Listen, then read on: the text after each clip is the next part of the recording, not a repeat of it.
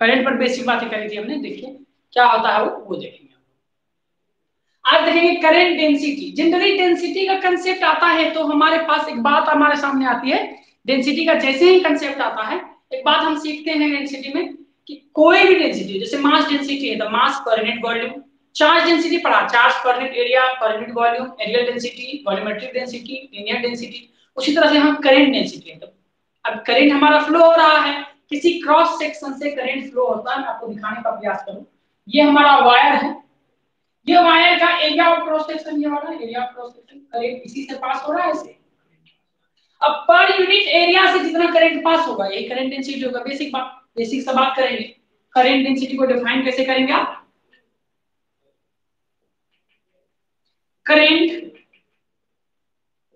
Flowing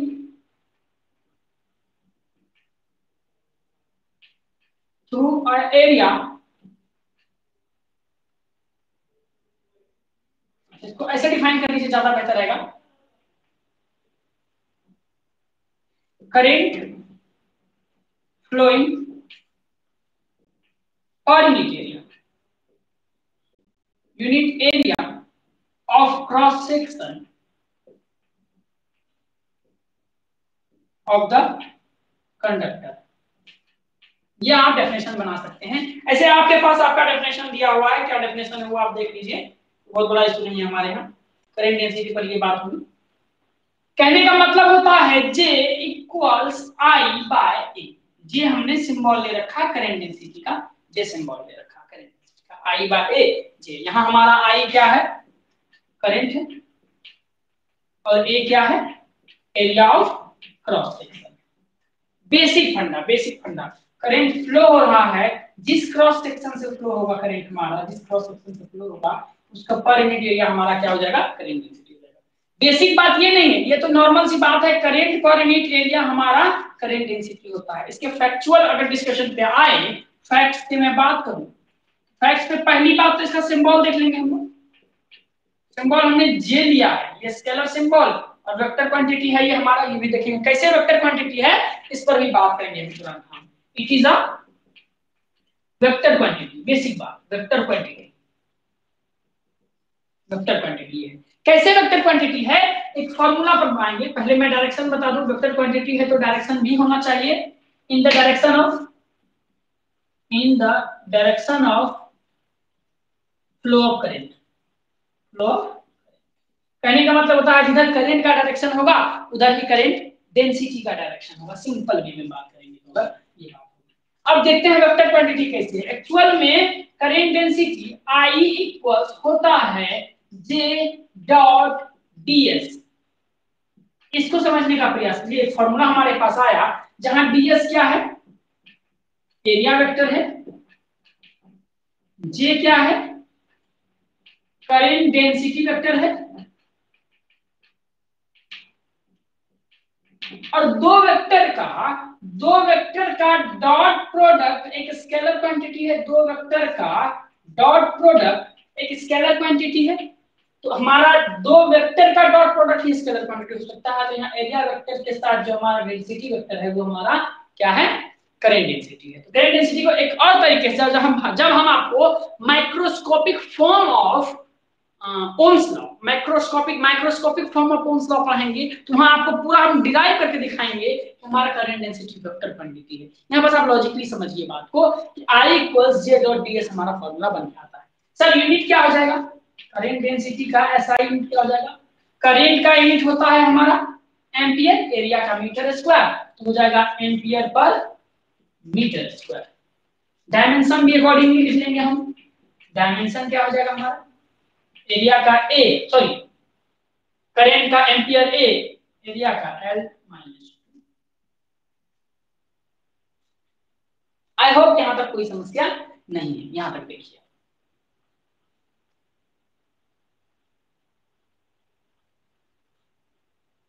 screenshot ले लीजिए।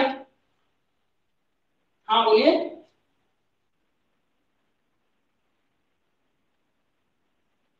Charge density पढ़ते हैं? चार्ज डेंसिटी तीन तरह का पढ़ा आपने, linear charge density, volumetric charge density, areal charge density.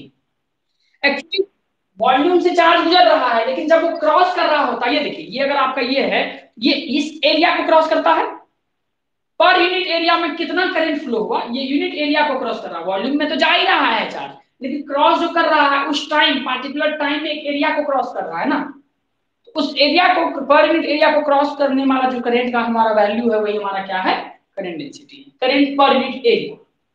पर यूनिट वॉल्यूम नहीं बोल पाएंगे, वॉल्यूम क्यों नहीं बोल पाएंगे, वो वॉल्यूम से तो गुजर रहा था, लेकिन जब at a time, instant time में गुजरा, इस एरिया को कवर किया ना, इस एरिया पर हम लोग डेंसिटी निकालते हैं, इसके एरियल डेंसिटी का में हमारा वही होता है करंट डेंसिटी, करंट पर यूनिट एरिया पे होता है। यहां तक कोई दिक्कत नहीं है?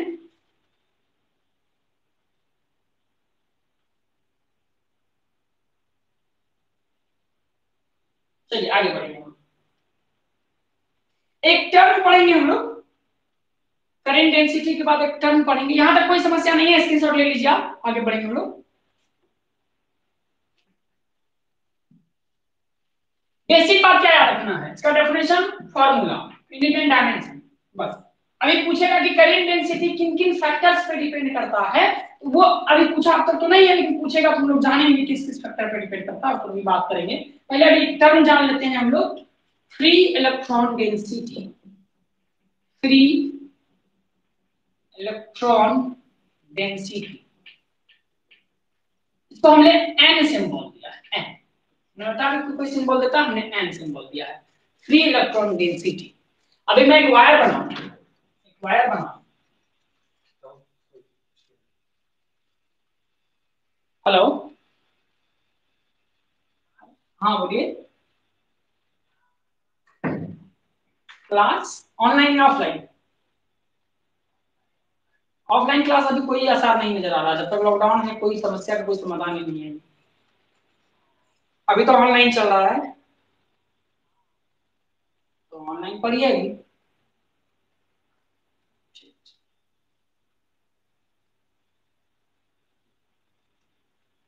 चलिए देखिए, फ्री इलेक्ट्रॉन डेंसिटी, एक्चुअल में करंट फ्लो हमारा किस में होता है, कंडक्टर में, बात सारी कंडक्टर की ही करेंगे हम लोग। कंडक्टर में फ्री इलेक्ट्रॉन्स होते हैं, कंडक्टर में फ्री इलेक्ट्रॉन्स होते हैं, जिसके कारण हमारा करंट फ्लो होता है। अभी इसमें जो इलेक्ट्रॉन होगा, पर यूनिट वॉल्यूम में जो इलेक्ट्रॉन होगा, पर यूनिट वॉल्यूम में जो इलेक्ट्रॉन होगा, इसमें पर यूनिट वॉल्यूम में जितना इलेक्ट्रॉन होगा इस कंडक्टर में, वो हमारा क्या कहलाएगा, फ्री इलेक्ट्रॉन डेंसिटी कहलाएगा। चाहे तो आप डेफिनेशन भी लिख सकते हैं, इसमें कोई दिक्कत वाली बात नहीं है। It is the number of free electrons पर unit volume of the conductor, it is the number of free electrons per unit volume of the conductor। Simply हमने सिंबल क्या लिया था, एन लिया था। फॉर्मूला अगर बनाए, केमिस्ट्री की बात करें, केमिस्ट्री की बात करें तो केमिस्ट्री बोलता है कि किसी कंडक्टर में एटम होता है, मॉलिक्यूल होता है, एटम होता है, मॉलिक्यूल होता है। तो एटम, एक एटम में कितने इलेक्ट्रॉन्स होते हैं, वो डिपेंड करता है मटेरियल पर, कौन सा एलिमेंट हमने यूज किया उस पर डिपेंड करता है। एवोगाड्रो नंबर भी हमारे पास आता है, और मॉलिक्यूलर डेंसिटी पर भी बात करते हैं हम लोग, मॉलिक्यूलर डेंसिटी भी हमारे पास होता है। इनको मिला के एक फार्मूला हम पढ़ते हैं यहाँ पर। हालांकि n इक्वल्स क्या पढ़ेंगे, number of free electrons upon volume. अगर मैं बोलूं n इक्वल्स, मैं और कुछ नहीं बोल सकता यहाँ पे। अगर आप नंबर ऑफ फ्री इलेक्ट्रॉन निकालना चाहे तो नंबर ऑफ फ्री इलेक्ट्रॉन के लिए, नंबर ऑफ फ्री इलेक्ट्रॉन क्या हो जाएगा, free electron density into volume of the conductor. कहने का मतलब होता है n इनटू वॉल्यूम हो जाएगा नंबर ऑफ फ्री इलेक्ट्रॉन्स, ये भी आप कर सकेंगे। अगर वॉल्यूम की बात करेंगे, यहीं आगे बढ़ेंगे, n इनटू इसका वॉल्यूम, इस कंडक्टर का, एक सिलेंड्रिकल कंडक्टर का वॉल्यूम कितना होता है, एरिया इनटू लेंथ, ये आपका क्या आ जाएगा, नंबर ऑफ फ्री इलेक्ट्रॉन्स, ये आपके पास आ जाएगा number of free electrons, NaL। और पर यूनिट वॉल्यूम में बोलेगा तो आप वॉल्यूम से डिवाइड कर देंगे, पर यूनिट वॉल्यूम में डेंसिटी हो जाएगा। यहां तक आप बात कर सकेंगे। अगर मैं केमिस्ट्री की बात करूं, फ्री इलेक्ट्रॉन डेंसिटी का एक फॉर्मूला बनकर हमारे पास आता है NaXD, Na into X into D upon A. यहां पर Na क्या है, एवोगाड्रो नंबर है, आपको पता है एवोगाड्रो नंबर क्या है। x क्या है, मॉलिक्यूलर डेंसिटी है। x हमारा क्या है, मॉलिक्यूलर नहीं, number of free electrons. x है हमारा नंबर ऑफ फ्री इलेक्ट्रॉन्स पर एटम। एक एटम में कितने फ्री इलेक्ट्रॉन हैं वो हमको कौन बताएगा, x बताएगा। d क्या है, मॉलिक्यूलर डेंसिटी, मॉलिक्यूलर डेंसिटी है हमारा। और a है हमारा एटॉमिक मास। ये हमारा क्या है, एटॉमिक मास है, एटॉमिक वेट है। ये फॉर्मूला मैं कहता हूं आपको याद रखने की जरूरत बिल्कुल भी नहीं है। हाँ, कंपटीशन में एक बार नीट पे इस पर क्वेश्चन देखा गया था और जेई में अब तक क्वेश्चन इस पर नहीं बनाया है, हो सकता है बना दे, लेकिन नीट में एक बार देखा गया था। Na एवोगाड्रो नंबर, x एक एटम में कितने इलेक्ट्रॉन्स है, फ्री इलेक्ट्रॉन्स हैं, d मॉलिक्यूलर डेंसिटी जो कि आपको पता होता है या दिया रहेगा क्वेश्चन में, a एटॉमिक वेट आपको पता रहता है। यहां से आप नंबर ऑफ फ्री इलेक्ट्रॉन्स निकाल सकते हैं। केमिस्ट्री में इस तरह के क्वेश्चंस बन सकते हैं, लेकिन फिजिक्स में अब तक एक ही बार एक क्वेश्चन देखा गया है, वो भी नीट में देखा गया, इसके अलावा कभी नहीं देखा गया ऐसा क्वेश्चन। आप चाहें तो इसको फॉर्मूला को याद रखें, नहीं भी याद रखेंगे तो कोई दिक्कत वाली बात नहीं है। यहाँ पर इस फॉर्मूले को याद रखें। मेनली हमको क्या जानना है, नंबर ऑफ फ्री इलेक्ट्रॉन्स पर यूनिट वॉल्यूम हमारा होता है फ्री इलेक्ट्रॉन डेंसिटी। इसका यूज कहां करेंगे, टोटल चार्ज निकालने के लिए यूज करेंगे। फ्री इलेक्ट्रॉन डेंसिटी का कांसेप्ट हम वहां पढ़ेंगे हम लोग, इसमें कोई समस्या नहीं होनी चाहिए। आप देख लीजिए एक बार इसको।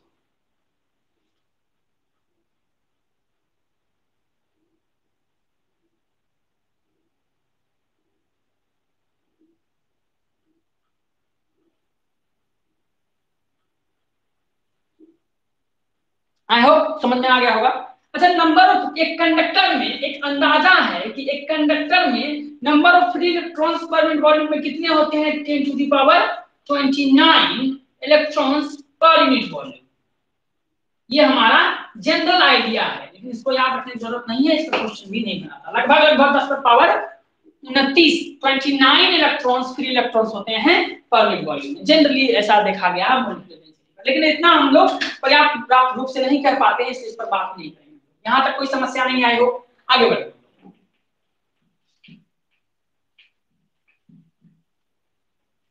फ्री इलेक्ट्रॉन डेंसिटी देख लिया आपने।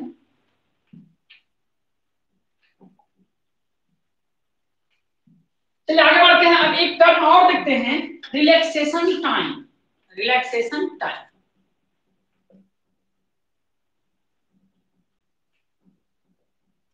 रिलैक्सेशन टाइम, टॉ सिंबल देते हैं इसका, टॉ। ये हमारा टॉ है, रिलैक्सेशन टाइम। क्या होता है रिलैक्सेशन टाइम, आप इसको समझने का प्रयास करिए। जब कंडक्टर में करंट फ्लो होता है तो बटन दबाते ही ऑन करते हैं तो हमारा पंखा चल जाता है, बल्ब जल जाता है। पर्सनल में पावर ग्रिड में जैसे ही लाइन दिया तैसे हमारे यहाँ बल्ब जल जाता है। क्या वहां का इलेक्ट्रॉन ट्रांसफर होकर यहाँ आता है? सोचने वाली बात है कि इलेक्ट्रॉन के मूवमेंट के कारण चार्ज फ्लो होता है, करंट प्रोड्यूस होता है, फिर हमको करंट के माध्यम से एनर्जी मिलती है और बल्ब जलाते हैं, पंखा चलाते हैं। जैसे ही बटन दबाते हैं क्या बटन के पास का इलेक्ट्रॉन उसके पास चला जाता है, या पावर ग्रिड में जैसे ही लाइन देता है क्या वहां से इलेक्ट्रॉन यहाँ पे आ जाता है? सोचने वाली बात है। क्या आता है? नहीं, इलेक्ट्रॉन कहीं ट्रांसफर होके नहीं जाते। इलेक्ट्रॉन अपने मेन पोजीशन के अबाउट बस वाइब्रेट करते हैं और वो एनर्जी को ट्रांसफर करता है, वेव को ट्रांसफर करता है, ना कि इलेक्ट्रॉन ट्रांसफर होता है। एक इलेक्ट्रॉन दूसरे इलेक्ट्रॉन से टकराता है, इलास्टिक कॉलिजन करता है और कॉलिजन के माध्यम से सिर्फ एनर्जी आगे फॉरवर्ड करता है, ना कि इलेक्ट्रॉन को फॉरवर्ड करता है। सोचने वाली बात है। इलेक्ट्रॉन क्या करता है, वाइब्रेट करता है अपने मेन पोजीशन के अबाउट, और वाइब्रेशन के दौरान एक इलेक्ट्रॉन दूसरे इलेक्ट्रॉन से टकराता है और टकरा के एनर्जी फॉरवर्ड करता है। तो जैसे ही दबाते हैं इलेक्ट्रॉन में वाइब्रेशन हुआ और यहाँ एनर्जी तुरंत मिली, और एनर्जी हमारा लाइट की स्पीड से आता है, लाइट के स्पीड से एनर्जी तुरंत ट्रांसफर होकर हमारे पास आता है और हमारे पास जैसे ही बटन दबाते हैं बल्ब जल जाता है, पंखा चल जाता है, वगैरह वगैरह हो जाता है। तो सोचने वाली बात है, जब एक इलेक्ट्रॉन दूसरे इलेक्ट्रॉन से टकराता है, क्या नॉर्मली एक घर में रखे हुए टेबल पे रखे हुए कंडक्टर के बीच इलेक्ट्रॉन का मूवमेंट नहीं होता है क्या? बिल्कुल होता है। कॉलिजन होता है उनके बीच में, हमेशा होता रहता है, लेकिन उस कॉलिजन को सक्सेसिव कॉलिजन नहीं कहते हैं। जब दो इलेक्ट्रॉन के बीच में सक्सेसिव कॉलिजन होता है तो उस कॉलिजन के बाद जो एनर्जी ट्रांसफर होती है उसके वजह से इलेक्ट्रिसिटी मिलता है हमको, उसके लिए हमको एक्स्ट्रा पोटेंशियल डिफरेंस की जरूरत पड़ती है। नॉर्मल वे में रखे हुए कंडक्टर के कारण कोई करंट फ्लो नहीं होता, उसको हमको एक्स्ट्रा पोटेंशियल डिफरेंस देना पड़ता है। अभी हम रिलैक्सेशन टाइम की बात कर रहे हैं। वो टाइम गैप जनरली वो टाइम जितने में एक इलेक्ट्रॉन दूसरे इलेक्ट्रॉन से सक्सेसिव कॉलिजन करता है, सफल रूप से कोलाइड करता है, उस टाइम को क्या कहते हैं? रिलैक्सेशन टाइम कहते हैं। अगर मैं इसको डिफाइन करने की बात करूं तो बताऊंगा it is the successive collision between electrons inside the conductor। ये रिलैक्सेशन टाइम अलग अलग मटेरियल का अलग अलग हो सकता है इलेक्ट्रॉन के कारण। ये रिलैक्सेशन टाइम को सिंबल हमने जनरली क्या दिया है? टाउ सिंबल दिया है, और tau generally nearly equal to 10⁻⁻14 second होता है। नियरली, ये एवरेज बात कर रहा हूं मैं ये एवरेज बात कर रहा हूं। Tau relaxation time nearly equal to 10⁻14 second होता है, यानी 1 सेकंड का 10⁻14वां हिस्सा हमारा कोलिजन का टाइम। सोचिए कितना छोटा टाइम है, 10⁻⁻14 सेकंड। ये नियरली इतना हमारा होता है, बहुत बहुत। अभी एक बात और पढ़ेंगे आप यहां पर, mean relaxation time. Mean relaxation time कुछ नहीं है, मीन रिलैक्सेशन टाइम कुछ नहीं है। इसको क्या बोलेंगे? मान लीजिए आपके कंडक्टर में 10 इलेक्ट्रॉन्स हैं, 10 कोलाइड कर रहे हैं, एक सेकंड में, दूसरा 2 सेकंड, दूसरे का 5 सेकंड, चौथे का 0.5 सेकंड, पांचवे का कुछ और, तो सबको मिला के जो एवरेज निकालते हैं वही हमारा मीन होता है और कुछ नहीं होता है। बोलेंगे it is the average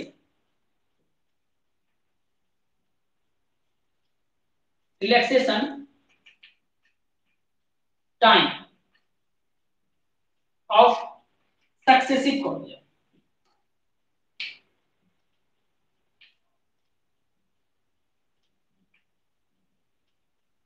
of electrons, और यही वैल्यू है हमारा, ये वाला मीन रिलैक्सेशन टाइम का वैल्यू 10⁻14 सेकंड, यही वैल्यू है हमारा। अब क्वेश्चन इस पे क्या बनाता है कि रिलैक्सेशन टाइम किस किस फैक्टर पर डिपेंड करता है? टेम्परेचर पर डिपेंड करता है, वेलोसिटी पर डिपेंड करता है, डायरेक्ट वेलोसिटी बोलते हैं, डेंसिटी पर डिपेंड करता है, करंट डेंसिटी पर डिपेंड करता है, इन चीजों पर डिपेंड करता है, एरिया ऑफ क्रॉस सेक्शन पर डिपेंड नहीं करता। आप जानेंगे, आगे चल के जानेंगे, दिक्कत वाली बात नहीं है।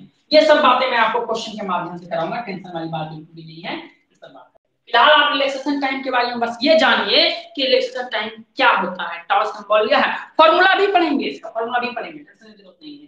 रिलैक्सेशन टाइम क्या है? वो टाइम जिसके दौरान दो इलेक्ट्रॉन के बीच सक्सेसिव कोलिजन मतलब करंट प्रोड्यूस होना चाहिए। नॉर्मली रखा हुआ कंडक्टर में सक्सेसिव कोलिजन नहीं मानते।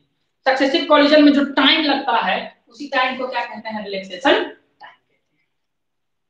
अब पूछो इसमें सवाल कोई पूछना चाहते हो?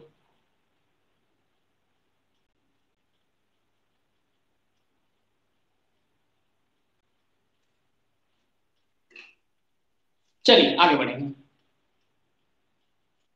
हाँ पूछिए।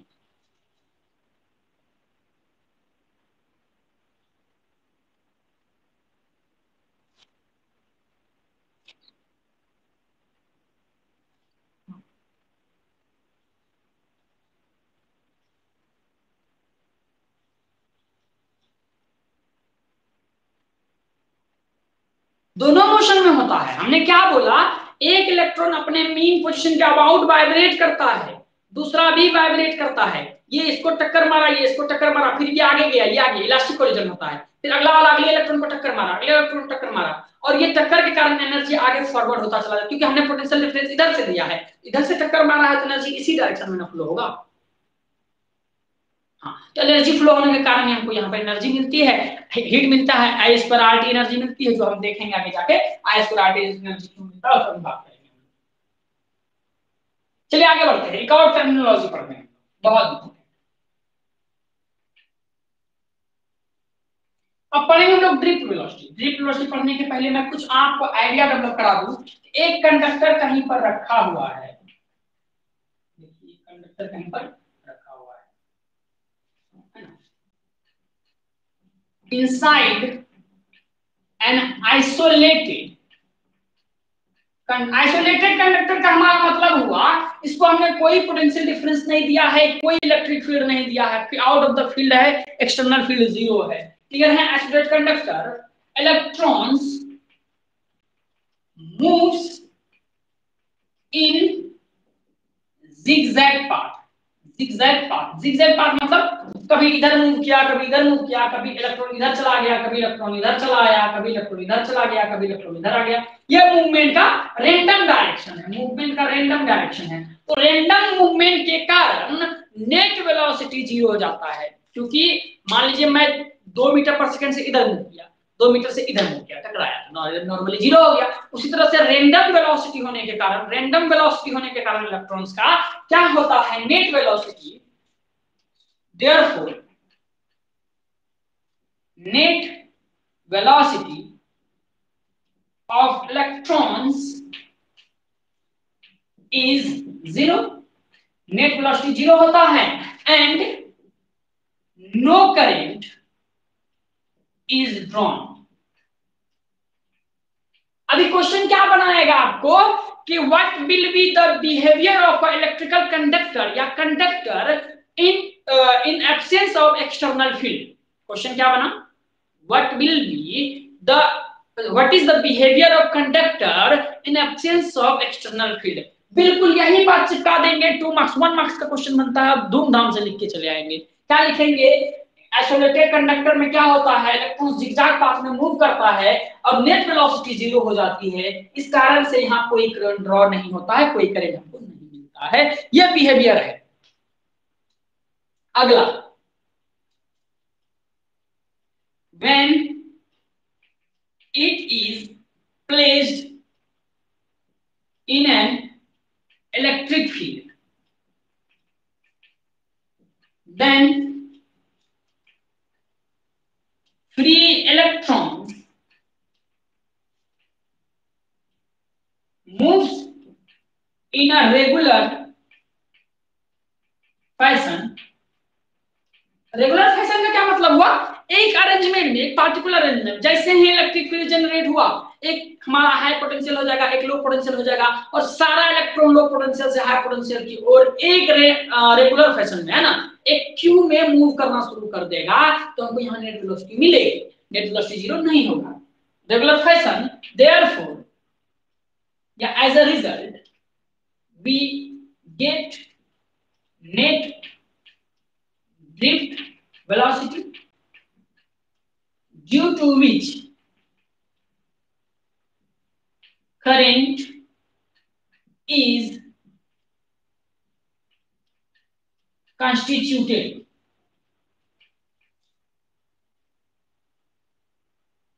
ये बात आप लिख लीजिए, हो सकता है आपके नोट्स में ये अवेलेबल ना हो, तो ये आप कर लेंगे। एक क्वेश्चन हमने सीबीएसई में देखा है, 15 या 16 में शायद पूछा है, यही क्वेश्चन पूछा है, आंसर यही हो जाएगा। Behaviour of conductor without external field and inside an external field, ये हमारा बात हो जाएगा। अब इसके बाद एक टर्मिनोलॉजी आया, जो वेलोसिटी आई हमारे पास, वो ड्रिफ्ट वेलोसिटी। इसी पर अब बात करेंगे हम लोग कि ड्रिफ्ट वेलोसिटी क्या होता है, इसी पर बात करेंगे, आगे इसी पर बात होगा हमारा। अब इसको बना लीजिए, इसको बना लीजिए। यहां ई अगर हमारा जीरो है तो ड्रिफ्ट वेलोसिटी भी जीरो है, इस फिगर के साथ। चलिए मिटाते हैं।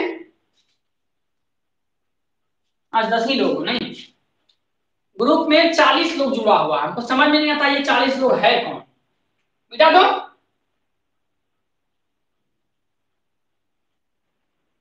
ठीक, आगे बढ़ेंगे। ड्रिफ्ट वेलोसिटी क्या है, इस पर बात करेंगे।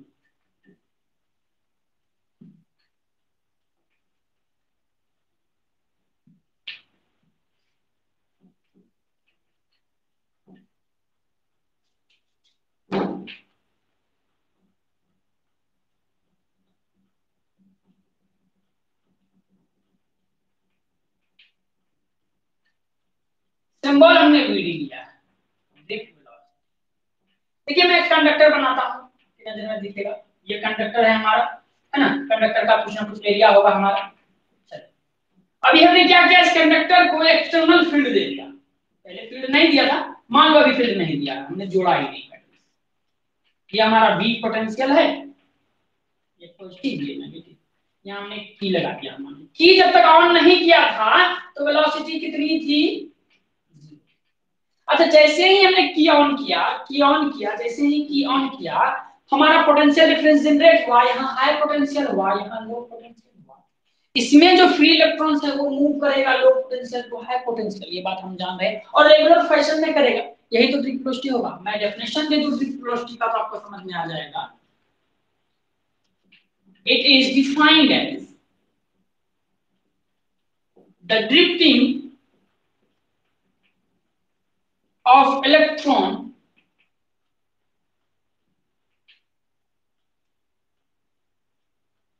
from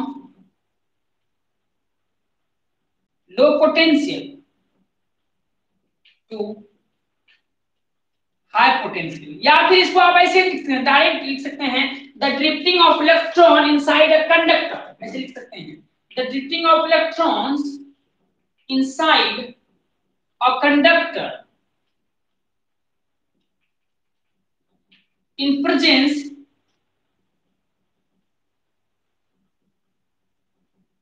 of external electric field।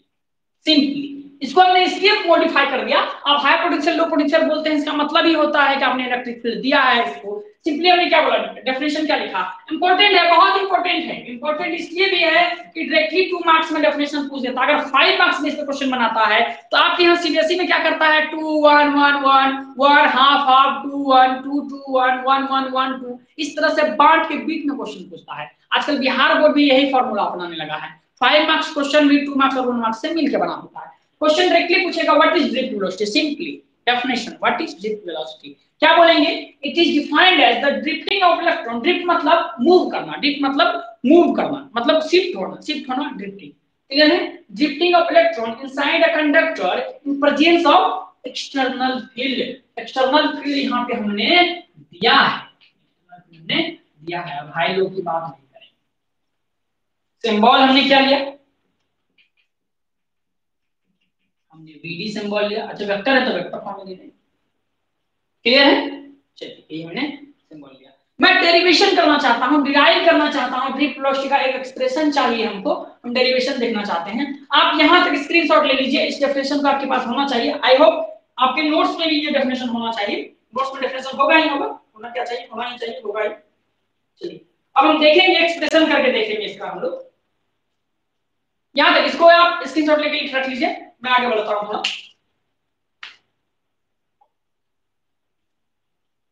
हो गया, चलिए आगे बढ़ते हैं। मान लीजिए सारी बातें एज्यूम करते हैं, हम एक्सप्रेशन निकालेंगे, ड्रिफ्ट वेलोसिटी का एक्सप्रेशन एज्यूम, कुछ अजम्पशन है, ड्रिफ्ट वेलोसिटी कितना है, VD है, इलेक्ट्रिक फील्ड कितना है, E है ना, चार्ज ऑन इलेक्ट्रॉन कितना है, E है, क्लियर है। चलिए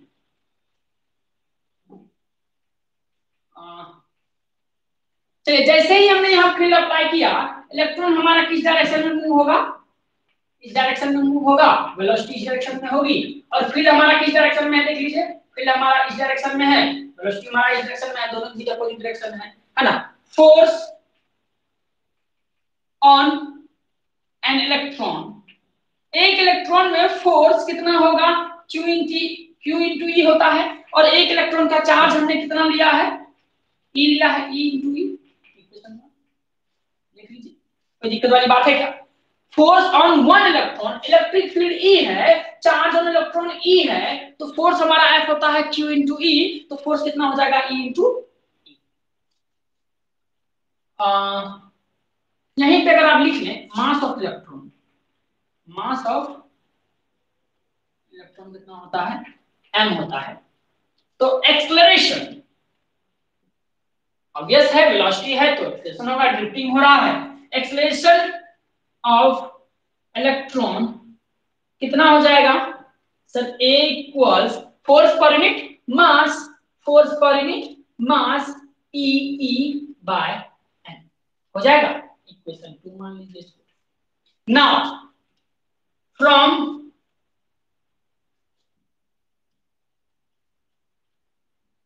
काइनेमेटिक्स, काइनेमेटिक्स से अच्छा यहाँ पर एक दो बात और लिख लीजिए, रिलैक्सेशन टाइम वगैरह को देखेंगे तो देखेंगे। काइनेमेटिक्स में हमारा इक्वेशन बनता है v equals u plus at, v equals u plus at, ये हमने देखा है। अब चलिए, जब इलेक्ट्रिक फील्ड अप्लाई नहीं किया था तो इनिशियल वेलोसिटी कितनी थी? 0 थी। जैसे ही इलेक्ट्रिक फील्ड अप्लाई हुआ, वेलोसिटी आपका ड्रिफ्ट वेलोसिटी हो गया। मान लीजिए जैसे ही इलेक्ट्रिक फील्ड अप्लाई किया, ड्रिफ्ट वेलोसिटी हो गया, u 0 था, 0 हो गया, प्लस एक्सेलरेशन कितना आया?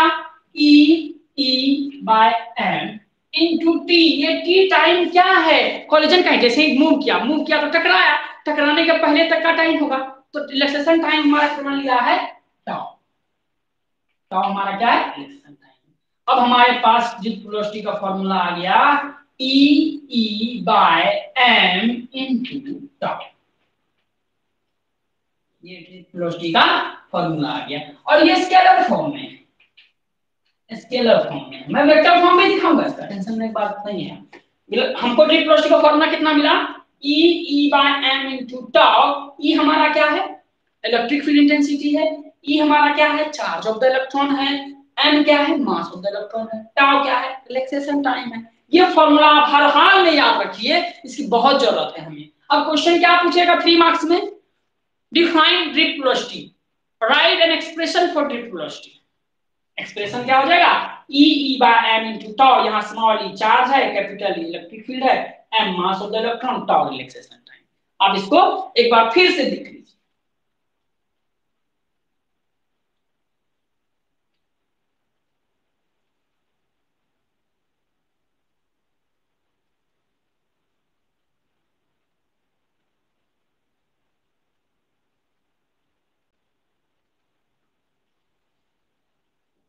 चाहे तो स्क्रीनशॉट भी ले लीजिए, स्क्रीनशॉट लेने की जरूरत भी नहीं है आपको, क्योंकि आपके नोट्स में ये लिखा हुआ है, टेंशन वाली बात बिल्कुल भी नहीं है।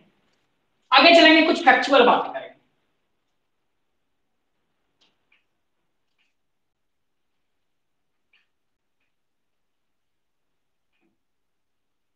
आओ, किसी को प्रॉब्लम ना हुआ हो। चलिए कुछ फैक्ट है वो देख लेते हैं। एक फैक्ट तो हमारे पास क्या है सर, कि ड्रिफ्ट वेलोसिटी का scalar form formula e by m into tau. Tau यहाँ क्या है? रिलैक्सेशन टाइम है, याद रखिए। अच्छा, इसका वेक्टर फॉर्म, वेक्टर फॉर्म देखेंगे अगर, तो ड्रिफ्ट वेलोसिटी हमारा वेक्टर क्वांटिटी है, e by m t into tau. ये माइनस में हो जाएगा। क्यों माइनस हो जाएगा सर? यहाँ इलेक्ट्रिक फील्ड और ड्रिफ्ट वेलोसिटी के बीच एंगल 180 डिग्री है। इलेक्ट्रिक फील्ड अगर इस डायरेक्शन में है तो ड्रिफ्ट वेलोसिटी हमारा इस डायरेक्शन में है। देख लीजिए, ड्रिफ्ट वेलोसिटी इस डायरेक्शन में है, इलेक्ट्रिक फील्ड इस डायरेक्शन में है, तो दोनों का डायरेक्शन उल्टा पुल्टा है, इसलिए हम लोग एक को माइनस करना पड़ेगा। तो ड्रिफ्ट वेलोसिटी का वेक्टर फॉर्म वाला फार्मूला क्या हो जाएगा? Minus e by m into tau, जहां p हमारा वेक्टर क्वांटिटी। अब बताइए, ड्रिफ्ट वेलोसिटी आपका डिपेंड करता है इलेक्ट्रिक फील्ड पर। इलेक्ट्रिक फील्ड का वैल्यू बढ़ा दूं, डायरेक्ट प्रोपोर्शन में हमारा ड्रिफ्ट वेलोसिटी भी बढ़ जाएगा। रिलैक्सेशन टाइम बढ़ा दूं तो ड्रिफ्ट वेलोसिटी हमारा बढ़ जाएगा। अब हम यहाँ पर उल्टा बोल सकते हैं, sir relaxation time drift velocity पे डिपेंड करता है, जो कि हमने आपको बोला कि relaxation time depends on drift velocity. अगर ड्रिफ्ट वेलोसिटी बढ़ा दूं तो रिलैक्सेशन टाइम हमारा बढ़ जाएगा। ये छोटी छोटी बातें आप याद रख सकते हैं। इस पर क्वेश्चन भी बनता है, डायरेक्टली क्वेश्चन भी बनता है, कोई दिक्कत वाली बात नहीं। फॉर्मूला याद रहेगा, क्वेश्चन बन जाएगा। यहाँ तक देखिए आप।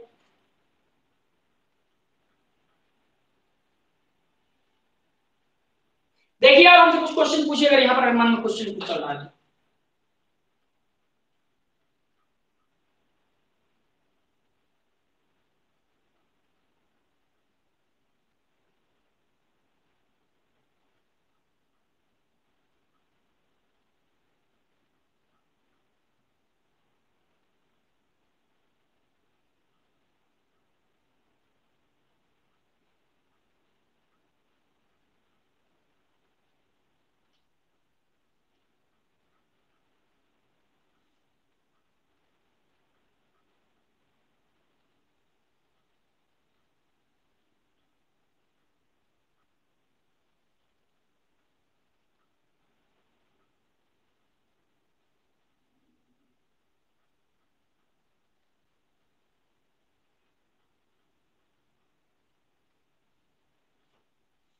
चलिए आगे बढ़ेंगे। कोई प्रॉब्लम नहीं है, चलिए आगे बढ़ेंगे।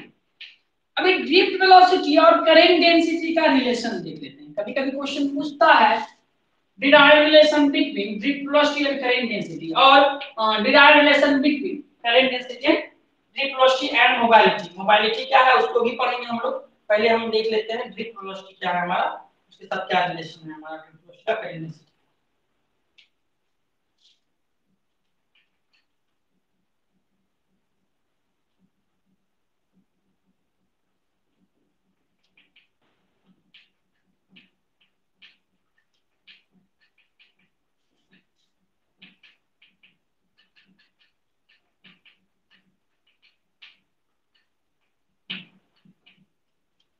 यहाँ नहीं तो क्वेश्चन को इस तरह से पूछ सकता है, derive expression for drift velocity in terms of current density.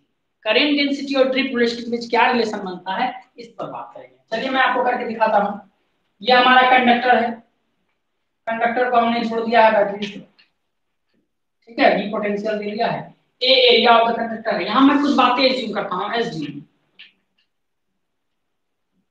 Free electron density and charge on electron E, mass of electron m, area of cross section a, length of the wire l। ये छोटी छोटी बातें आप assume करके रख लीजिए ताकि आपको यूज करने में आसानी हो। चलिए आपको बताइए total charge on the conductor कैसे निकालेंगे। Q equals total charge density कैसे निकालते हैं, charge density N into volume A into L. हमने बताया लास्ट क्लास आपको, volume into charge density total charge हो जाएगा। चलिए क्यू टोटल चार्ज नहीं टोटल इलेक्ट्रॉन हो जाएगा। टोटल चार्ज क्यू क्या हो जाएगा, एक इलेक्ट्रॉन के चार्ज से गुणा कर देंगे, टोटल चार्ज हो जाएगा। नंबर ऑफ इलेक्ट्रॉन यहां से निकल गया और चार्ज कितना हो जाएगा, इससे यानी क्यू हमारा हो गया ए एल एन, ये हमारा चार्ज। चलिए टोटल चार्ज कंडक्टर। आगे बढ़ेंगे, आगे बढ़ेंगे हम लोग, आगे बढ़ेंगे देखेंगे हम लोग। अगर हम इसको जोड़ते हैं, जोड़ने के बाद इलेक्ट्रिक फील्ड इस डायरेक्शन में, ड्रिफ्ट वेलोसिटी इस डायरेक्शन में होता है हमारा, कंफर्म है। ये हमारा लेंथ ऑफ द वायर है, एरिया ऑफ द पता है हमको। चलिए ड्रिफ्ट वेलोसिटी हमारा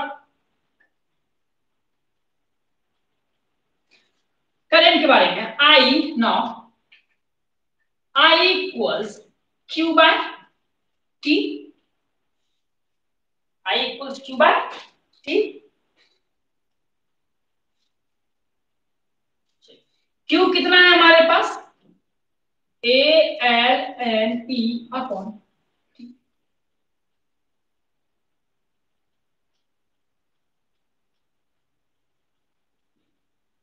अभी इस कंडक्टर में देखिए, जब एक इलेक्ट्रॉन हमारा यहां से मूव होके यहां तक आएगा, इलेक्ट्रॉन मूव होने का मतलब मूव होके आया, तो हमारे पास ड्रिफ्ट वेलोसिटी, एक बात यहीं पे मैं आपको करा दूं, यहीं पे करा दूं तो ज्यादा बेहतर रहेगा। देखिए मैं आपको करा दूं,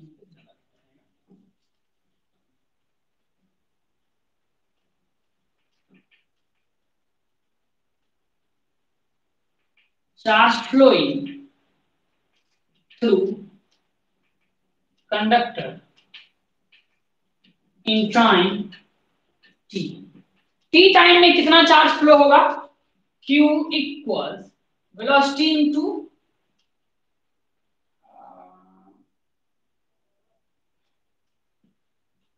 कितना फ्लो होगा, n into a into l into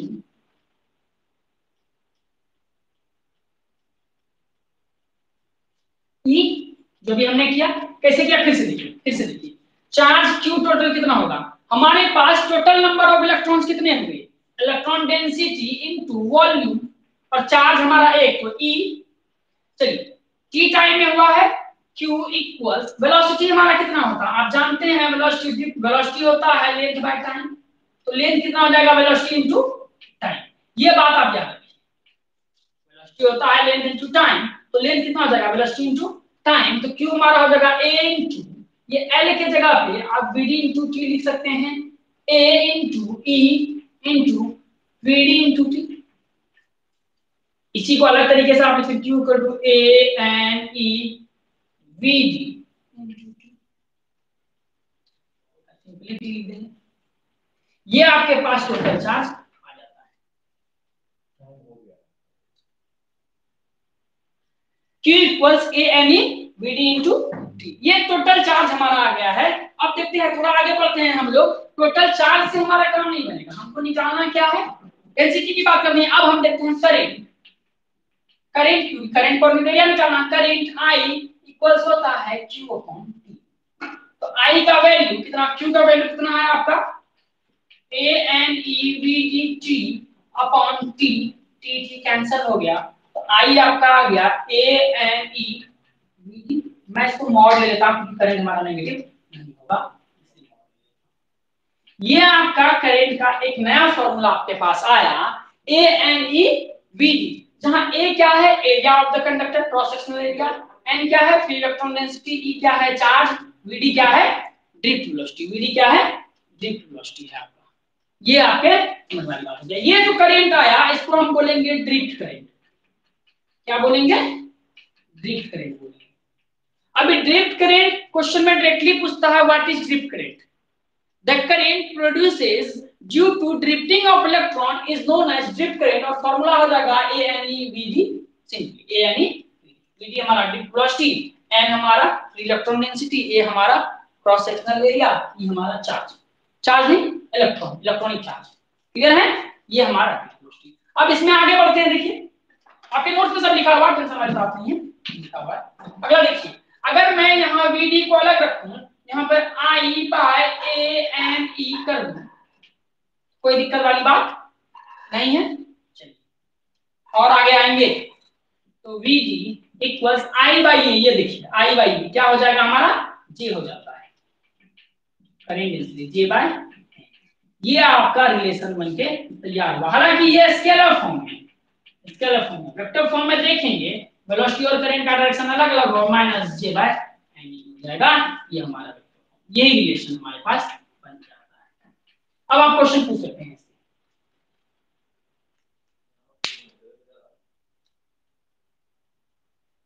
हमारे पास बेसिक फॉर्मूला ये है, J बाय N या माइनस J बाय N हमारा वेक्टर फॉर्म में, N हमारा फ्री इलेक्ट्रॉन डेंसिटी है, ये हमारा इलेक्ट्रॉनिक चार्ज है, J हमारा करंट डेंसिटी है, Vd हमारा।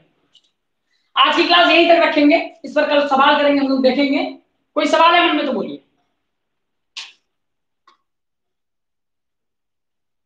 कोई दिक्कत, चलिए ठीक आज भी रखेंगे, ठीक है, धन्यवाद।